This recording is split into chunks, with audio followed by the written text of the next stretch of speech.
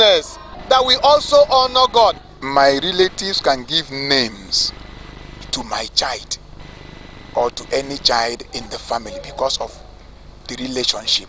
It is important that the father of the child or the parents of the child, especially the father, who understand the importance of name, call them to order. It's not that what you did is wrong, but for the purpose of the destiny of this child, we are trying to secure the destiny of this child through the name. This name you gave is good, but the meaning is not okay. Parents and relatives are advised to stop the habit of giving children names that could shut doors of favor and breakthroughs, no matter their cultural inclinations. God's Power Anele, RSTV News. The attention of the Office of the Secretary to the Government of the Federation has been drawn to the publication in the Sunday Punch on page 6 that reads, FG sets a panel to reconstitute board of parastatals. The Secretary to the Government of the Federation, Senator George Akume, said, there's no truth in the story as published in the Sunday Punch. Neither has government set up any ad hoc committee as alleged to review the resumes of individuals who would fill such board appointments as stated in the said publication. The visit of the two former governors of Kebbi State, Atiku Bagudu, and Jigawa State, Abubakar Badaru, to his office on Friday had nothing to do with such ad hoc committee, rather on the appointment as ministers. The paper also reported inaccurately, quoting the spokesperson of the OSGF as indicating that 14 agencies were stipulated to have been exempted, whereas the release in question at the time only received the President's approval for 2 agencies, the National Drug Law Enforcement Agency and the National Agency for Food and Drug Administration and Control.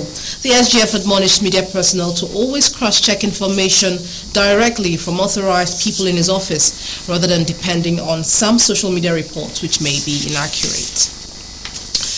Now, the Defense Headquarters has vehemently refuted circulating social media claims suggesting that the Armed Forces of Nigeria, AFN, had been approached with a request to change the nation's leadership. In a statement released earlier, the Defense Headquarters emphasized that at no point in time did the Armed Forces of Nigeria receive, entertain, or make any such declaration to any individual or group. The military expressed concerns over the misinformation, attributing it to detractors aiming to destabilize the nation. The statement firmly positioned the AFN's stance on the matter, stressing their unwavering commitment to democracy. They assured the public of their loyalty to President Bola Ahmed Tinubu and reaffirmed its dedication to defending the Constitution of the Federal Republic of Nigeria. The Defense Headquarters warned those propagating such misleading narratives to cease immediately or face legal consequences, cautioning that the military, in collaboration with other security agencies, is actively monitoring and will act against any such threats to national stability. Brigadier General Tukur Guzau, Director of Defense Information, signed off on the statement, urging Nigerians to unify in their commitment to bolstering the nation's democracy. And now on the foreign scene, Iranian MPs have voted to review a constitutional hijab law behind closed doors, meaning it is likely there will be no public debate on the matter.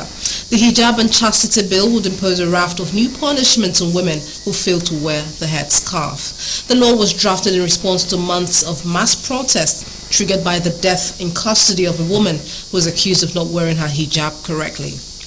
Now, Parliament will be able to approve a 3 to 5 year trial of the bill.